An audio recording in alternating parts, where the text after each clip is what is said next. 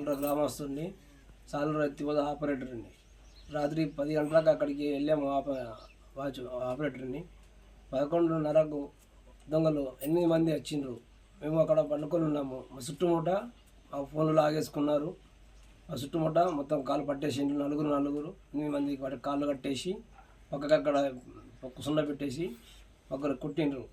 కొట్టి తర్వాత ట్రాన్స్ఫారం దగ్గరికి వెళ్ళి ట్రాన్స్ఫారం కాయలు కట్ చేసి వైర్లు కట్ చేసి కటింగ్ చేసి మొత్తం చేసిన తర్వాత వాళ్ళకు వెల్డింగ్ కొట్టింది ఉన్నది ట్రాన్స్ఫారం కాబట్టి అది ఓపెన్ కాలేదు. ఓపెన్ కాకపోతే వాళ్ళు వదిలేసి మాకు లోపల షట్టర్ లోపల వేసి బయటకు వెళ్ళి షట్టర్ వేసి వదిలేసి వెళ్ళిపోయారు. తర్వాత మేము షట్టర్కి వెళ్ళి బయటకి వెళ్ళి ఫోన్లు 2 ఫోన్లు ఎత్తుకొని వెళ్ళిపోయారు.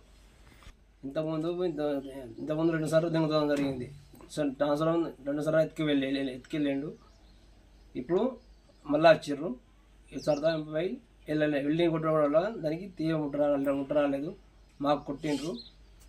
వాళ్ళు 1 గంటకి వెళ్ళిపోవడం. మరి తర్వాత బండి ఉంటే బండి తీసుకెళ్తారని బండి దగ్గరికి పోయి బండి వైర్లు మొత్తం ఎక్కడ కట్టి చేసి పడేసారు.